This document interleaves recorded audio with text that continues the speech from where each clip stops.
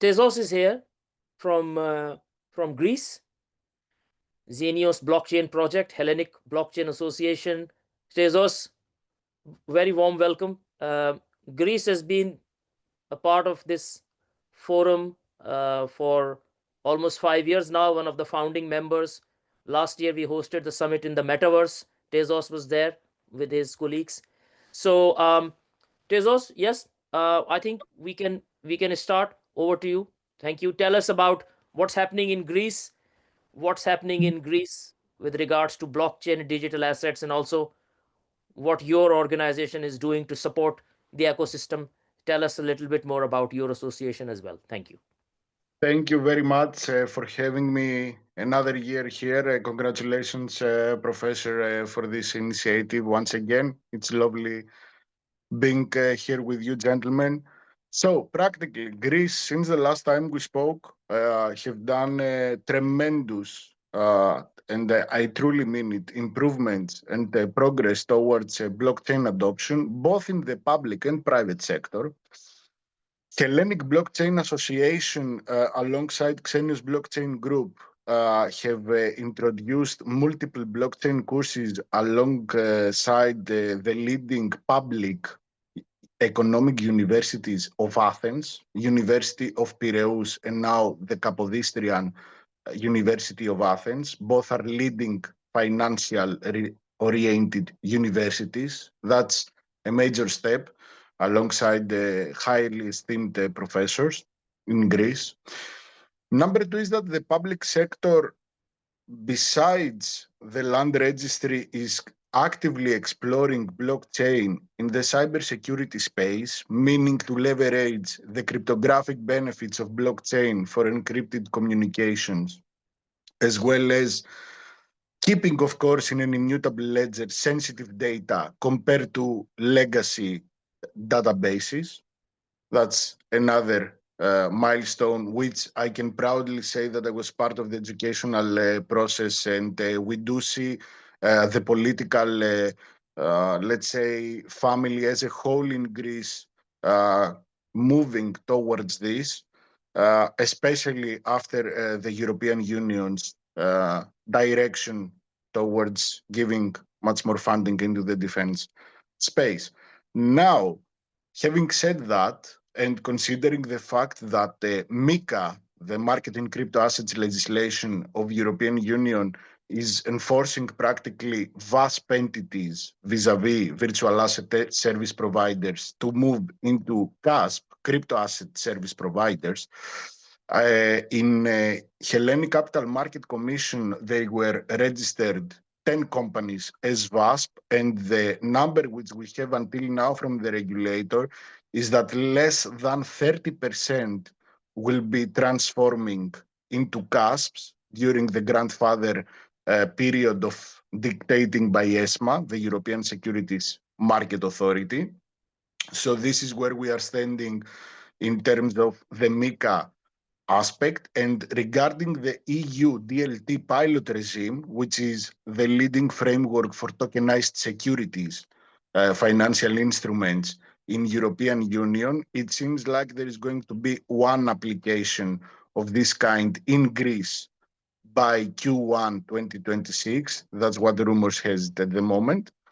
Furthermore, I want to say that we are slowly start seeing multiple blockchain entities at a very early stage still in Greece. I mean, it's been quite lonely as Xenios over the last 6 years and Hellenic Blockchain Association.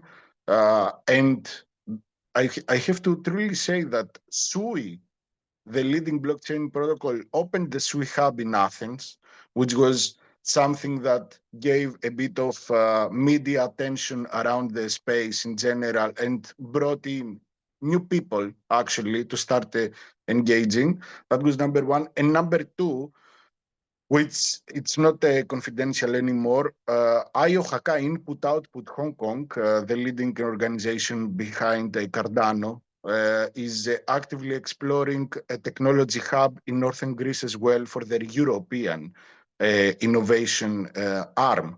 And that's something that I can share with, because there were multiple meetings, physical meetings, meaning with the IOHK team until now, and it seems like things have matured um, until now. Last but not least, I want to say that Greece, in the latest report of the Central Bank of Greece, it seems like more than 12% of the Greek people already own cryptocurrencies. And that was something that truly surprised us in a positive way. Nevertheless, the problem which we are discussing with the regulator in Greece is that most of them keep trading their digital assets and custodize them in non-EU regulated entities. So I believe that the next front for us and alongside the regulators to inform the retail audience to trust only regulated MiCA entities within European Union and not entities that are not regulated within European Union. In conclusion, I do believe that we are truly in the plateau of productivity point of the chart, of the blockchain adoption chart, where slowly but steadily uh, things that we were discussing over the years are becoming a reality.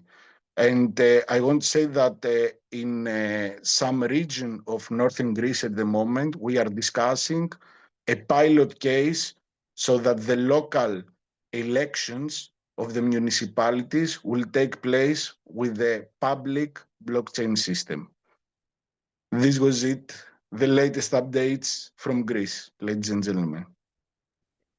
Excellent. I think very good. Excellent summary. And this is um, 10% you mentioned is 12% in the UK crypto adoption, which is about 8 million people. I think it's more in Australia, I believe. Amy is here. Um, in terms of, I've seen your progress and really impressive the amount of work that you're doing to educate the industry. I keep seeing your updates on LinkedIn. Um, in terms of enterprises and industry, obviously you are organizing training sessions and education sessions. Is there more planned for the enterprises to kind of learn about these technologies, and particularly the senior decision makers, C-suite executives? I think your organization is doing some work in Greece, isn't it? Yeah, and thank you for asking. Actually, we are planning to host an economist sponsored event about the blockchain with all the C-level executives of the public traded companies in Greece.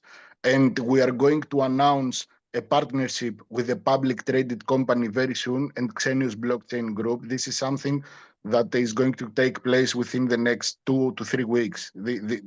We are talking about real short term. But to answer directly to your question, I would say the following: that I found out in a painful way that you have to address their problems first and not educate them about the benefits of the technology at the end of the day. You need truly to understand their bottlenecks on the day-to-day operations that these executives have and go to solve one problem at a time. This is exactly how blockchain gets adopted, at least in Greece. And I'm speaking from experience because we truly have large corporations as clients at the moment with B2B blockchain solutions custom made for them in the health sector, in the finance sector, in the consulting sector, and so forth. So what I want to say is the following, that events are taking place, uh, memorandum of cooperations are being signed, SLAs are being signed, but at the end of the day, the point is that you have to understand and comprehend at a deep level the bottlenecks of their traditional businesses and how you can enhance provide them some solutions that can enhance their daily life, their daily operations, and then you achieve the results that you truly want. Yeah, indeed. Thank you very much, Tezos, for your contributions. And if anybody wants to connect with Tezos, they can connect with him on LinkedIn. Details are also available on our forum page, Blockchain Associations Forum. Um, they're doing some really good work and for a number of years. And I think I agree with Tezos that we have done all the hard work, isn't it? We have been advocating for this technology when not many people knew about it. In fact, people are very skeptical. People were very cynical. They had no idea what this is all about. And this is the time that we actually step up and lead, as the other speakers have also mentioned. Sandeep mentioned from India. India, I remember, remained very skeptical of blockchain and crypto assets for a number of years. And now there are tokenized pilots. The banks are starting and using blockchains. So I think there we have made some slow and steady progress. It's fast in some regions, slow in some other regions, but I think eventually all of all of us will catch up, just like internet, I suppose. So, Jesus, Exactly. thank you very much. Any final comments you have to make? We have got a couple of minutes. All I wanted to say in conclusion, once again, is that we are in the plateau of productivity on the blockchain adoption, and we truly see blockchain applications getting used to being deployed more and more in our daily lives. It's going to take time, but we are here now. People are not afraid of it anymore. They are not skeptical, as you said. Now it's the time. Thank you Yeah, very much. Thank you indeed. very much. Thank you very much. Thank you, Tezos.